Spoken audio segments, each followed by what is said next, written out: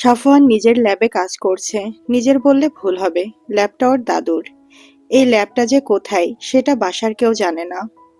ওর সিঙ্গাপুরে যাওয়ার আগে মোস্তফা আহমেদ ওকে একটা নোটবুক দিয়েছিল, সাথে একটা চাবি।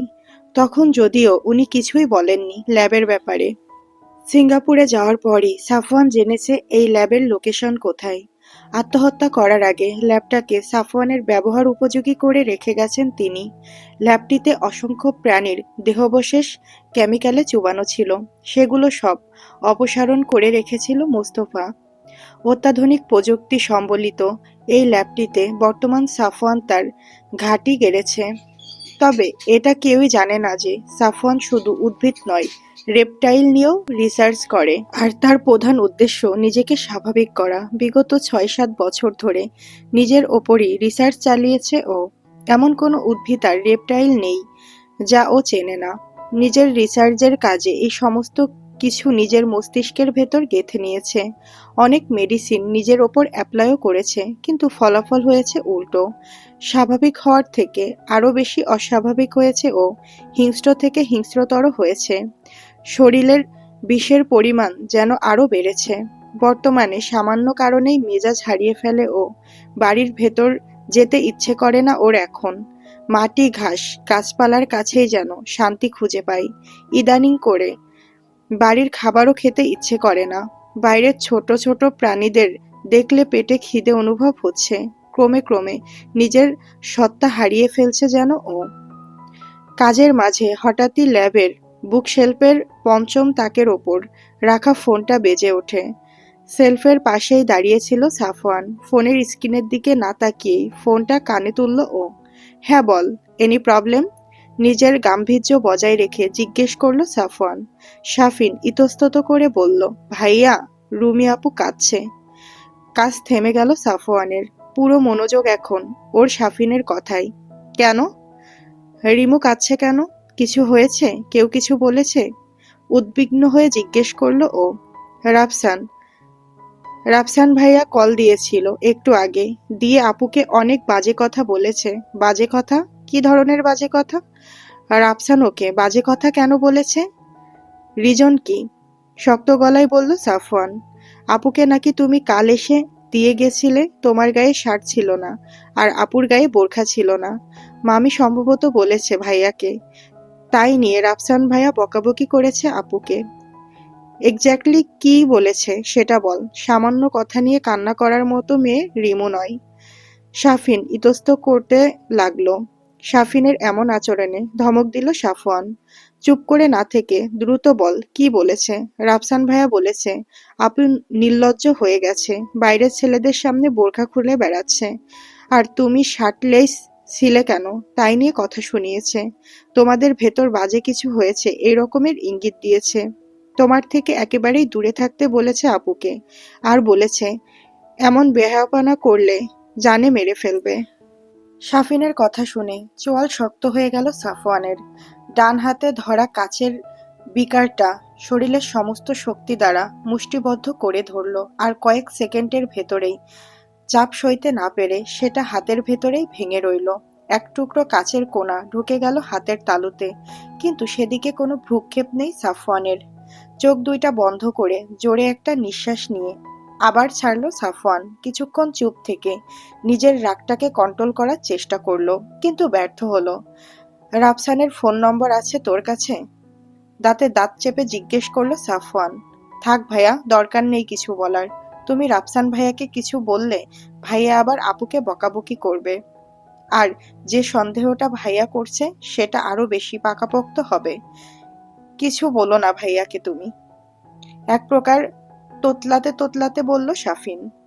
জ্ঞান চাইনি তোর কাছে, ফোন নাম্বার চাইছি। আছে কিনা সেটা বল। Yes or no? বজ্র কণ্ঠে বলল সাফওয়ান। হ্যাঁ আছে ভাইয়া। আ আমি তোমাকে মেসেজ করে দিচ্ছি, তড়িঘড়ি করে বলল শাফিন। সাফওয়ান কোনো কথা না বলেই কলটা কেটে দিল। গায়ের ভেতর যেন জ্বালা ধরে যাচ্ছে।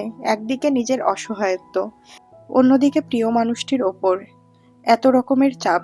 দুইটার একটাও ও আর নিতে পারছে না। ইচ্ছা করছে সবাইকে, সবকিছুকে একদম শেষ করে দিতে। হাতের কাজটা ওভাবেই ঢুকে আছে। বের করার কথা ওর মাথাতেই আসছে না। আধা মিনিটের ভেতরে শাফিনের মেসেজ এলো ওর ফোনে। মেসেজটি দেখে ফোনটা একপাশে রেখে দিয়ে নিজের হাত থেকে কাচের টুকরোটা এক টান দিয়ে বের করলো সাফওয়ান। কিন্তু ওর মুখে ব্যথা পাওয়ার কোনো অভিব্যক্তি দেখা গেল না। ল্যাবের ওয়াশরুমে গিয়ে বেসিনে হাতটা ধুয়ে নিল। তারপর ক্ষতস্থানে অয়েন্টমেন্ট লাগিয়ে নিল। নিজের মেজাজটা ঠান্ডা করার জন্য ল্যাবের উত্তর কোণে রাখা সোফাটাতে বসলো সাফওয়ান।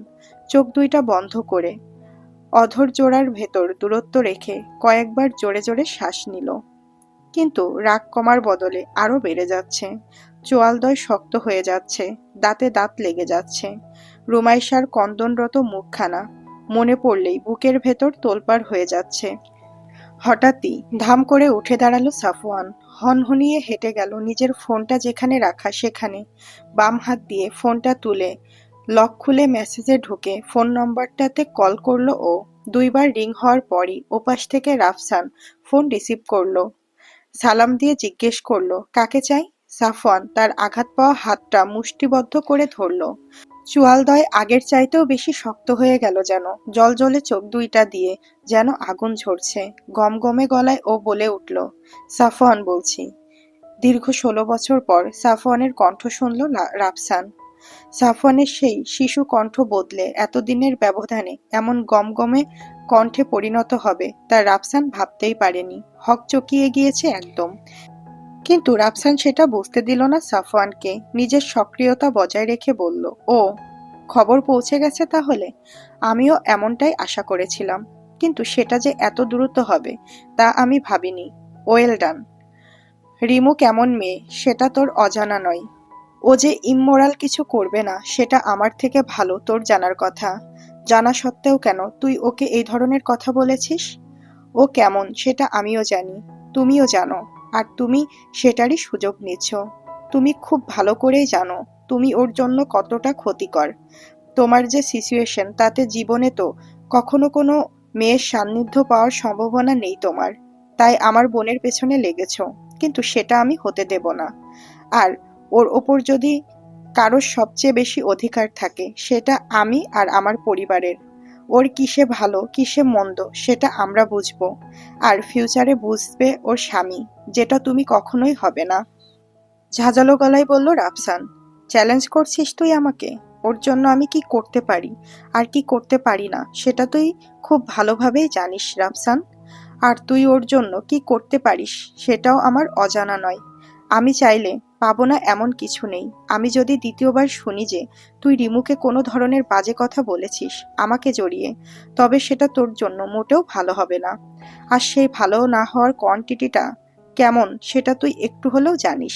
তাই সাবধানে থাকিস, নইলে ভালো না হওয়ার কোয়ান্টিটিটা পুরোটা বুঝিয়ে দেব।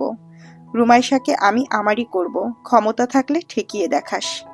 শেষের কথাগুলো দাঁতে দাঁত চেপে হিসিয়ে বলল সাফওয়ান। আর সাথে সাথেই রাফসানকে কোনো কথা বলার সুযোগ না দিয়ে ফোনটা কেটে দিল। রাফসানের গা ঘামতে লাগলো। ও ভালোভাবেই জানে সাফওয়ানের রাগের মাথায় ঠিক কি করতে পারে আর কত দূর যেতে পারে। ওর মনে আছে সাফওয়ানদেরই বাড়ির পেছনের জঙ্গলে ডোবাতে ও একটা বাচ্চাকে ডুবিয়ে মেরে ফেলতে বসেছিল, শুধুমাত্র রুমাইশাকে ধাক্কা দিয়ে ফেলে দেওয়ার কারণে। মাথাটা ধরে পানির ভেতর চুবিয়ে রেখেছিল। ছটফট করছিল ছেলেটি। রাফসান না ঠেকালে আর কয়েক সেকেন্ডের ভেতরেই ছেলেটা মারা যেত। রাফসান সেদিন দেখেছিল সাফওয়ানের চোখের ভেতরকার আগুন। কতই বা বয়স হবে ওর, 12 কি 13? তখনই ওর মাথায় এমন খুন চাপা ছিল। রাফসান ভেবেছিল সাফওয়ান হয়তো এতদিনে কিছুটা কন্ট্রোলে এসেছে, কিন্তু ও পুরোপুরি ভুল। ও কন্ট্রোলে আসেনি, উল্টো বেপরোয়া হয়ে গেছে। রাফসান একা কোনো কিছুই করতে পারবে না। একে অন্য কোনোভাবে শায়েস্তা করতে হবে। রুমাইশাকে কোনোভাবেই ওর হতে দেওয়া যাবে না। ও যেখানেই যাবে বিষাক্ত মৃত্যু ছাড়া আর কোনো কিছুই থাকবে না সেখানে। ফোন রেখে দিয়ে রাগে ফুঁসছে সাফওয়ান। ল্যাবের কাজ রেখে দিল। আর মন বসাতে পারছে না কাজে। অ্যাপ্রনটা খুলে রাখলো বুকশেলফের পাশে রাখা ক্লথ হ্যাঙ্গারে রেখে গটগট করে হেঁটে বাইরে চলে গেল। বাড়ির পেছনে এসে দেওয়াল বেয়ে উঠে গেল নিজের চিলেকোঠার রুমে। দরজার সামনে দাঁড়িয়ে প্যান্টের পকেট থেকে রুমের চাবিটা বের করলো। লক খুলে ভেতরে গিয়ে সুইচ টিপে আলোটা দিল। ফ্রেশ না হয়েই বিছানায় গিয়ে উপুড় হয়ে শুয়ে পড়ল ও। পরনের টি-শার্টটা খোলার দরকার ছিল, কিন্তু ডান হাতের ক্ষতের কারণে সেটা খোলা যাচ্ছে না। হাতটাতে তখন কিছু না হলেও এখন প্রচন্ড ব্যথা অনুভব হচ্ছে। ঘুমানোর দরকার ওর অনেক, কিন্তু রাগে গায়ের ভেতর জ্বালা করছে। মাথাটা প্রচন্ড গরম হয়ে আছে, কিছুতেই ঠান্ডা হচ্ছে না। চোখ বন্ধ করে কিছুক্ষণ ওভাবেই দম মেরে শুয়ে রইল সাফওয়ান। কিন্তু এই অবস্থায় ওর ঘুম হবে না। চোখ মেলে বিছানার পাশে রাখা মিনি টেবিলের ওপর থেকে ফোনটা তুলে সময় দেখে নিল। বেশি দেরি হয়নি, হুট করেই বিছানায় উঠে বসলো সাফওয়ান। স্টাডি টেবিলের ড্রয়ার থেকে গাড়ির চাবিটা নিল, তারপর বেরিয়ে গেল রুম থেকে। রোমাইশা শুয়ে আছে নিজের বিছানায়, শাফিন নিজের রুমে আছে। কারো চোখেই ঘুম নেই। দুজন দুই রুমে বসে মেসেজে কথা বলছে। শাফিন সান্ত্বনা দিচ্ছে রুমাইশাকে মন খারাপ না করার জন্য, কিন্তু রুমাইশার মন ভালো হচ্ছে না। রাফসানের বলা কথাগুলা ওর কানে বাজছে শুধু। গতরাতে সাফওয়ান যদি না আসতো তাহলে তো ওর লাশ পেত সবাই, কিন্তু সেটা কাউকে কিভাবে বোঝাবে রুমাইশা? কারণ ওখানে যে খুন হয়েছে সবাই জানে। এখন যদি রুমাইশা বলে যে ও সাফওয়ানের সাথে কেন এসেছে, ওর বোরখা কেন ভেজা ছিল, সাফওয়ানের গায়ে কেন শার্ট ছিল না, তাহলে তো সাফওয়ান ফেঁসে যাবে। ওর অপরাধ তো কেউ চাপিয়ে রাখতে চাইবে না। ওকে এমনিতেই কেউ পছন্দ করে না। কেউ যদি বাই এনি চান্স পুলিশকে বলে দেয় তখন কি হবে? সন্ধ্যায় ও নিউজ শুনছিল পুলিশ হন্যে হয়ে খুঁজে বেড়াচ্ছে খুনিকে। রাতের আধারে দুটো খুন, কিন্তু খুনির কোনো হদিশ পাচ্ছে না, কোনো ক্লু পাচ্ছে না। পাবেও না হয়তো, কিন্তু ও যদি কালকের ঘটনা বলে কাউকে, তাহলে সবাই বুঝে যাবে এটা কার কাজ। কারণ সাফওয়ানের স্বভাব সম্পর্কে সবারই জানা। রুমাইশাকে তার ভাবনার জগৎ থেকে বের করার জন্য ওর ফোনে টুং করে মেসেজ আসলো একটা। শাফিন মেসেজ দিয়েছে ভেবে ফোন তুলল রুমাইশা, কিন্তু ওকে অবাক করে দিয়ে ফোনের স্ক্রিনে শাফিনের নামের জায়গায় সাফওয়ানের নাম উঠল। মেসেজের ভেতর ঢুকে দেখতে পেল ছোট্ট একটি মেসেজ। রিমু, দরজা খোল।